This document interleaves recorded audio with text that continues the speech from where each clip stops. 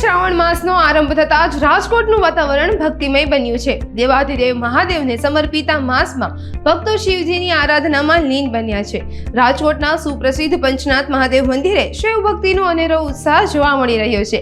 મોટી સંખ્યામાં શ્રદ્ધાળુઓ શિવલિંગ પર જળ, દૂધ અને બિલીપત્ર ચઢાવી મંત્રોચ્ચાર સાથે પૂજા અર્ચના કરી ધન્યતા અનુભવી રહ્યા છે। મારું નામ દેવાંગ માકર છે। શ્રી પંચનાથ મહાદેવ મંદિર રાજકોટમાં સૌથી પૌરાણિક મહાદેવ મંદિરમાંનું એક છે, જે 150 વર્ષ જૂનું છે।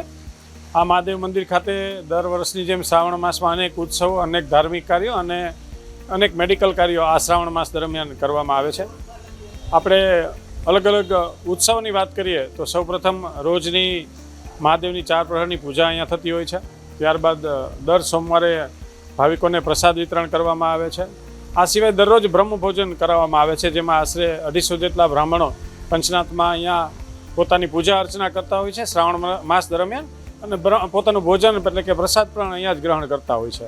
આ સિવાય બીજી વાત કરીએ તો દર સોમવારે મેડિકલ કેમ્પનું આયોજન, એટલે કે દર સોમવારે બ્લડ ડોનેશન કેમ્પ હોય છે। અહીંયા ખૂબ મોટી સંખ્યામાં દર્શનાર્થીઓ આવતા હોય છે, એટલે એમાંથી અનેક લોકો બ્લડ દે છે અને બ્લડની જે અછત હોય છે એ પણ પૂર્ણ કરે છે રાજકોટની।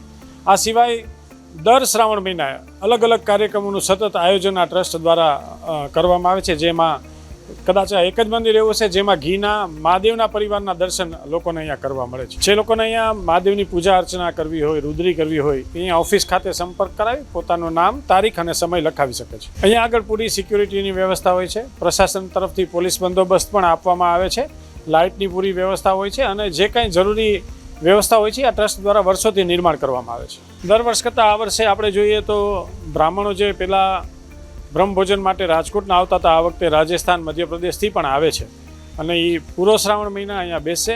અહીંયા વિશેષ કરીએ તો આની જે લાઈવ આરતી છે, જે 1 થી સવા કલાક ચાલે છે, એ પણ માણવા જેવી છે, જેમાં બધા ભક્તો ભેગા થઈ અને લાઈવ આરતી પૂજા કરતા હોય છે। સવારના ભાગમાં સોમવારે યજ્ઞ હોય છે, જે પરિવાર યજ્ઞ કરવા ઈચ્છતા હોય છે તેમને વ્યવસ્થા કરી આપવામાં આવે છે। પંચનાથ મહાદેવ મંદિરમાં શ્રાવણ માસના પ્રથમ દિવસથી જ ભક્તિનો અનોખો માહોલ છવાઈ ગયો છે।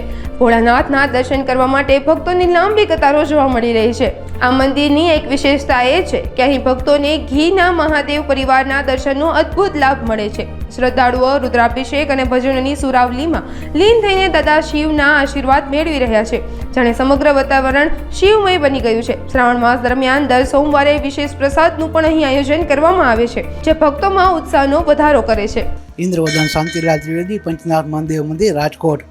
શ્રાવણ માસ અષાઢ મહિના પછી આવે છે, અને વરસાદ પાણી ખૂબ સારા થઈ ગયા હોય અને વનરાઈઓ ખૂબ ખીલી હોય, અને તે મહિનામાં શિવજી પાર્વતીજીને ખૂબ આમ વાતાવરણ ખુશનું હોય એટલે આનંદ આવે, અને શ્રાવણ મહિનાનો તે મહત્ત્વ છે। અને પંચનાથ મહાદેવની અંદર શ્રાવણ માસ ધામધૂમથી ઉજવવામાં આવે છે, અને ખાસ કરીને 4 સોમવારે, પહેલા સોમવારે શિવ પરિવારના પૂજનના ઘીની મહાપૂજાના દર્શન હોય છે, બીજા સોમવારે માર્કંડ ઋષિના દર્શન હોય છે, અને ત્રીજા સોમવારે ગંગા ઉત્તરના દર્શન હોય છે, અને ચોથા સોમવારે વિષ્ણુ શયનના દર્શન। એ રીતના 4 સોમવારના જુદા જુદા દર્શન કરવામાં આવે છે। અને અમાસના દિવસે પંચનાથ મહાદેવની વર્ણાંગી ફુલેકા રૂપે નગરમાં યાત્રા રૂપે નીકળે છે, અને લોકો ધામધૂમથી તેમાં ભાગ લે છે। પંચનાથ મંદિર આજથી 150 વર્ષ શ્રેષ્ઠ વખતનું મંદિર છે, અને પંચનાથ નામ એટલા પાડવામાં આવ્યું છે કે જ્યાં પંચતત્વનો નાશ છે, પૃથ્વી, જલ, પછી આકાશ, અગ્નિ, વાયુ, આ 5 તત્વનો જે નાથ છે એને પંચનાથ કહેવામાં આવે છે, એટલે આ પંચનાથ એ રીતે નામ પાડવામાં આવ્યું છે। શ્રાવણ માસની અંદર શિવજીના ભક્તો પોતપોતાની રુચિ પ્રમાણે લાવે, કોઈ ત્રોફો લાવે છે, કોઈ બિલીપત્ર લાવે છે, કોઈ ધતુરો લાવે, કોઈ ધતુરોના દોડવા એટલે કાંટાવાળા જે આવે છે ફળ એ લાવે છે, અને વિવિધ કામનાઓ માટે બધું લોકો અર્પણ કરતા હોય પોતાની ઈચ્છા અનુસાર એમ। કોઈ પંચામૃત સ્થાન તો આપણે કરાવતા જોઈએ, મહાદેવજીની 650 પૂજામાં અબીલ, ગળા, કંકુ વગેરે ચડાવતા જોઈએ છીએ, અને પોતાની શ્રદ્ધા પણ માણસો લાવે, બિલીપત્ર અને દૂધ અને જલ જરા ખાસ શ્રાવણ મહિનામાં લોકો કરતા હોય છે, અને પુષ્પ સેવા એ બધાએ પોતપોતાના ગુરુ દક્ષિણામાં જે મંત્ર આપ્યા હોય એ પ્રમાણે ગુરુએ જે આપ્યું હોય કે ભાઈ આ તમે ઓમ નમઃ શિવાયના જાપ કરો, કે ઓમ નમો ભગવતે વાસુદેવના જાપ કરો, શ્રી કૃષ્ણ ગોવિંદ હરે મહારાજ જે કાંઈ આપ્યું હોય, કોઈ ત્રંબકમ ના કરે, કોઈ શનિ ના કરે, જેના જાપ તત્પા એ કરે બધે। આપણે ત્રિગુણમ ત્રિગુણાકારમ ત્રિનેત્રમ ચ ત્રયાયુધમ ત્રિજન્મ પાપ સંહારમ એક બિલ્વપત્રમ શિવાર્પણમ, આ મંત્ર વધારે આવડતો એટલે એ વધારે મંત્ર જાપતો હતો. આમ તો આખું 82% જ આવે છે એ બોલીને બધા ચડાવતા હોય છે. રુદ્રાભિષેક દરેક પ્રકારના થાય છે. 1650 પૂજામાં રુદ્રાભિષેક આપણે પંચનાથ મંદિરની અંદર કરીએ તો 5મો અને 10મો અધ્યાય આપણે લઈને અભિષેક કરીએ છીએ. આમ તો અષ્ટોધ્યાય રુદ્રી હોય છે, 8 અધ્યાય રુદ્રીના હોય છે.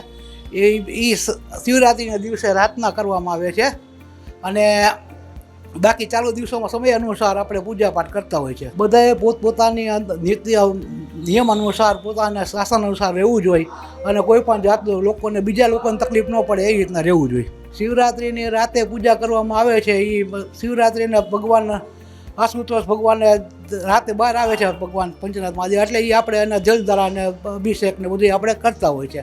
આમ રાજકોટનું પંચનાથ મહાદેવ મંદિર શ્રાવણ માસ દરમિયાન શિવ ભક્તિના અપરંપાર સંગમથી ગુંજી ઉઠ્યું છે. ભક્તો રુદ્રાભિષેક, ભજનો અને શિવજીના દર્શન થકી આધ્યાત્મિક શાંતિનો અનુભવ કરી રહ્યા છે. આ પવિત્ર માસ શ્રદ્ધાળુઓ અને ભોલાનાથની આરાધના માટે પુણ્ય કમાવવાનો શ્રેષ્ઠ અવસર બની રહેશે.